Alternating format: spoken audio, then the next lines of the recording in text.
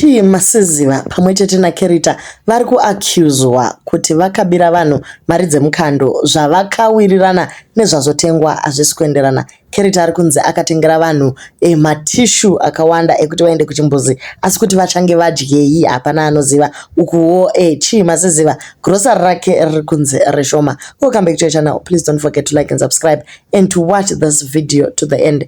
Guys, kungotora mari yako wozvikandira mugaba worisunga womeka sure kuti hauna access until 12 months dzapera. Hazvizi nani here? Ko vanhu havadzidzi here pana maititi kuti mikando dzimwe nguvawo inonetsa. Pamwe pacho kana mukatanga mikando musina kuvhura bank account yekuti muchiisa mari kuCapFin zvichingodhipenda nenyika yamuri, matemptation ariko. Inini ndoda kungotaura chokwadi kuti mwana wangu haangambofi nenzara ndakabata mari yemukando mumba. Ndinozongozviudza kuti pandinonosvika muna December mari ndinenge ndatopa vanhu, asi zvinhu zvinongoramba zvichiipa kusvikira mari yazokonewa kubatana. Pane vanyora tsamba yavo vakati please hide, taita dambudziko revanhu vanoda kuzviita sevakarongeka vachipa vanhu pressure kunze uku. Takajoina grocery round raChi Masiziva anozviti ambassador uyo after taonawo achiposta paFacebook mavideos ezvavakawana June. Ndezvekunyeba vedwe. Please warn people kuti vasajoine zvimaraundi zvake imbavha iyi. Shuwa kutiitira shura rakadai.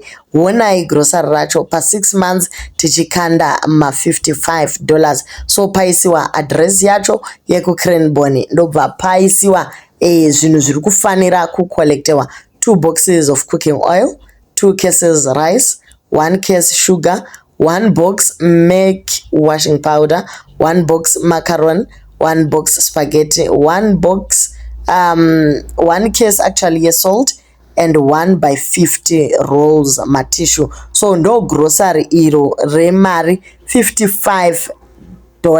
So tikungoti kana yabuda pa6 months papo tichinge tine like 6,000 rand. This is a lot of money. A box ramafuta rinogona kuva richiita $40 to $50 depending nebrand. Kana uri munhu asingashari unogona kuwanawo mafuta akwe $37 to $40. Wotarasawo bhokisi ramaspaghetti kana vari vanhu vanogona kunotenga kuMozambique, people were going to actually buy so much more.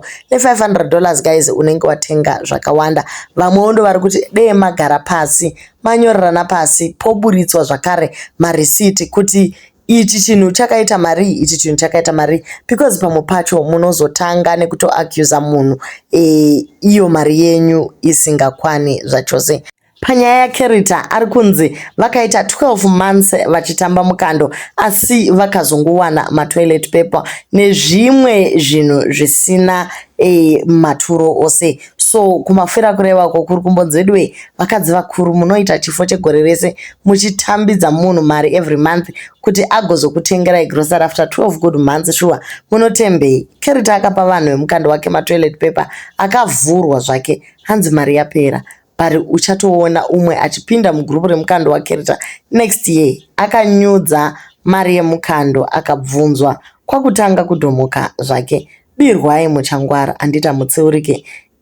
Guys, so ndo nyaya iripo iyi. Kerita akabva atora tumari tushoma ndokunotenga matishu, ndokumavhuravhura, ndokumagovanisa amongst the people, amongst the within imikantirungu. Ngavabirwe, hanti vanoti anonhuhwirira kudarika nyika yese. Umbavha wakazara mumaperfume imomo. Mbavha inotongoonekwa nezvigumwe zvakakuvara manakles. Ini akandibhowa kuita anoziva streki kutokupai toilet roll yakavhurwa kutokudzai kuti makaura sorry zvenyu. So ndo mashoko akataura. Instead of apologizing, Kerita akabva atoti siyanai neni, ndo zviri kuenderanawo nemari dzenyu. Unenge wazviitira vanhu vasiri vegokwe ukatamba uchidaro uchipinda nemwenje nziva, aiwa unokurumidza wakudzimira. vanhu vanenge vatoshandawo hard guys throughout the year vachikupawo tumari twavo iwe ubva wavavhurira mapepa ematoilet rolls. What is that guys? Ukatora grocery remari iyoyo chaizvo unototsvaka chimushikashika chako chikadengezera ukaisa nemukati ukawisa zvese namasiti.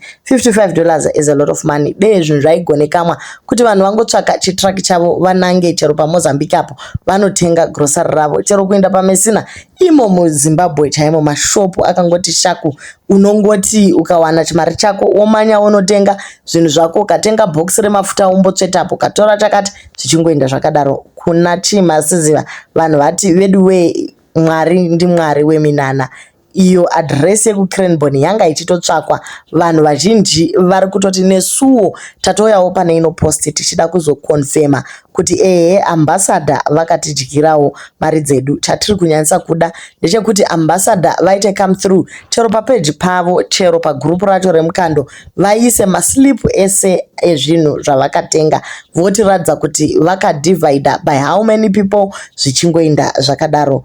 Kuda kunzi ndine nhamba yesocialite mufoni ndotaura naye one on one ndiri mugrupu, handiti ndo zvamaivhaira nazvo moita zvivindi zveiko kupinda mugrupu rakanzi only admin can send. Chandoziva kuti kupinda grupu rakanzi only admin can send ndero school fees yemwana wekuchikoro kwete zvimwe zvese izvi guys. Dzoserwai mari dzenyu, maslipa aripi, siyanai nemaraundi aya, tengai gaba mozviitirawo zvenyu. So kana tichitarisa maprizes aripo, boxi recooking oil zvatambotaura $40, rice $23 chikaton chiya, sugar 27 zvakare chikaton, box respaghetti $9, safe boxi $28. So ukada kuzvibatanidza izvi guys zvinoratidza kuti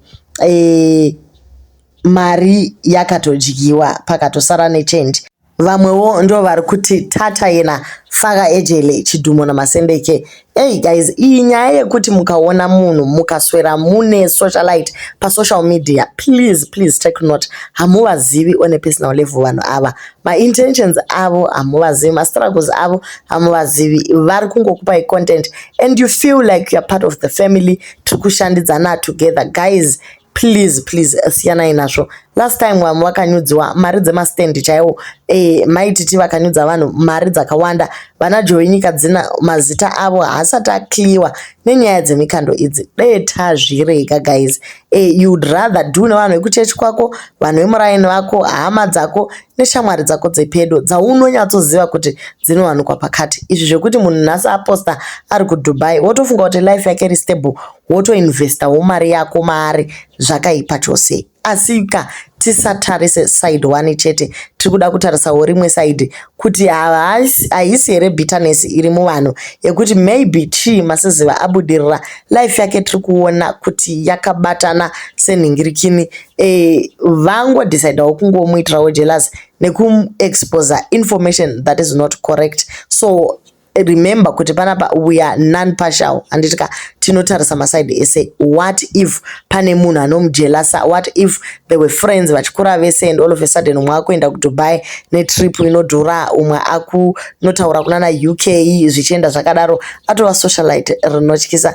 Ende kunyanya ivava vanoti hide kwaunogoda kuhaidirwa chiiko iwewe wakazvipindira wega mumukando. Koinema here kuti munhu akakubirai mari? Kana munhu akaukanganisira unofara kungoenda straight woti ini pano ndakabhadhara $550 yangu, munhu akanditengera zvinhu $30. Simple as that. Akabvunzwa woti ndo zvaakaita.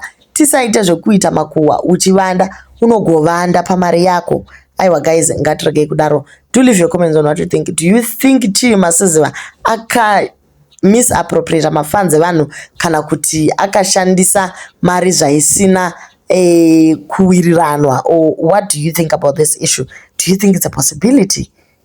Asi tisati tabvara video redu maona guys. Aiwa musikana akanaka, musikana akageza, musikana akachengeteka. Titende.